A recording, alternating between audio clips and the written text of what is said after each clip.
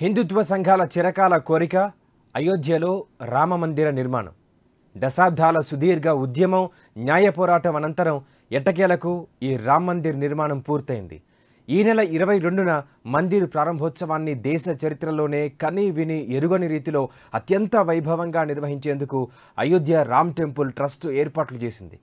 దేశ విదేశాల నుంచి అతిథులను ఆహ్వానించింది. దీనికి ఉత్తరప్రదేశ్, కేంద్రంలోని బీజేపీ ప్రభుత్వాలు పూర్తి సహాయ సహకారాలున్నాయి. ఈ రెండు ప్రభుత్వాలు మందిర ప్రారంభోత్సవాన్ని, విగ్రహ ప్రాణప్రతిష్ఠ కార్యక్రమాన్ని అంతా తామై నడిపిస్తున్నాయి. అయితే ఇలాంటి చారిత్రాత్మకమైన రామ్ మందిర్ ప్రారంభోత్సవ కార్యక్రమంలో సనాతన హిందూ ధర్మంలో ప్రముఖ ఆధ్యాత్మిక గురువులైన 4 జగద్గురు శంకరాచార్యులు మాత్రం పాల్గొనడం లేదని ప్రకటించారు. దీనికి కారణం ప్రధానమంత్రి నరేంద్ర మోదీ ఈ కార్యక్రమాన్ని నిర్వహిస్తుండడం. సనాతన శాస్త్రం ప్రకారం సంప్రదాయ కార్యక్రమాలను పక్కనబెట్టి కార్యక్రమంలోనే ప్రధానే కేంద్ర బిందువుగా ఉండడాన్ని వారు తప్పుపడుతున్నారు. రామ మందిరం ప్రారంభోత్సవం, శ్రీరాముడికి ప్రాణప్రతిష్ఠ కార్యక్రమంలో 4 శంకరాచార్యులు పాల్గొనకపోవడంతో భక్తుల్లో అయోమయం ఏర్పడింది.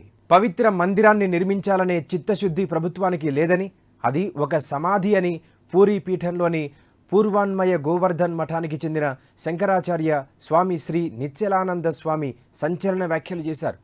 సంప్రదాయ దేవాలయ నిర్మాణ వారసత్వం లోపించిందని, పవిత్రత లేని ప్రాంతానికి తాను వెళ్ళనని అన్నారు. వారి హోదాకు, చిత్తశుద్ధికి తగినట్టుగా రామమందిర ప్రారంభోత్సవం లేదని, అందుకే ఆ ప్రాంతానికి వెళ్లడం లేదనేది వారి అభిప్రాయం.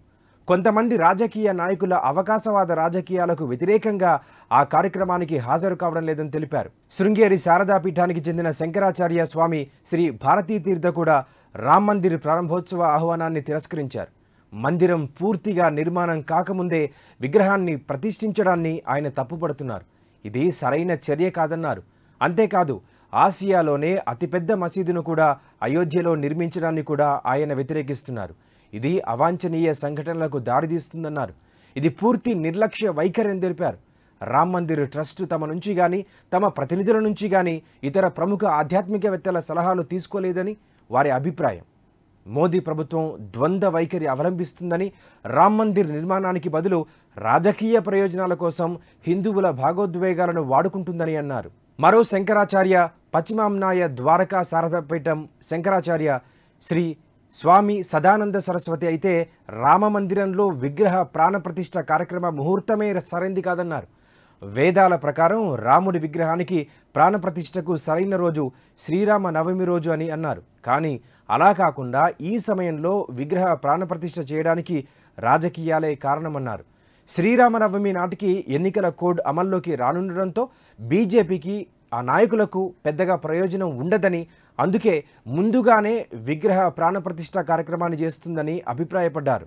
ఉత్తరాఖండ్లోని జ్యోతిర్మఠ్ పీఠాధిపతి అవిముక్తేశ్వరానంద సరస్వతి కీలక వ్యాఖ్యలు చేశారు. ఈ కార్యక్రమానికి తనతో పాటు జగద్గురు ఆదిశంకరాచార్యుల వారు దేశంలో నెలకొల్పిన 4 ప్రముఖ పీఠాల అధిపతులు, మత పెద్దలు ఎవరూ హాజరు కారని స్పష్టం చేశారు. దీనికి కారణం ఈ వేడుకను శాస్త్ర పద్ధతుల్లో నిర్వహించడం లేదనేది అని చెప్పారు. మొత్తం మీద రామ్ మందిర్ ప్రారంభోత్సవం రాజకీయ రంగు పులుముకోవడమే 4 శంకరాచార్యులు హాజరు కాకపోవడంగా ప్రధాన కారణంగా కనిపిస్తోంది. ఇదే కారణంతో కాంగ్రెస్, తృణమూల్ కాంగ్రెస్, ఇతర పార్టీలు కూడా రామ మందిర ప్రారంభోత్సవానికి హాజరు కావడం లేదని ప్రకటించాయి.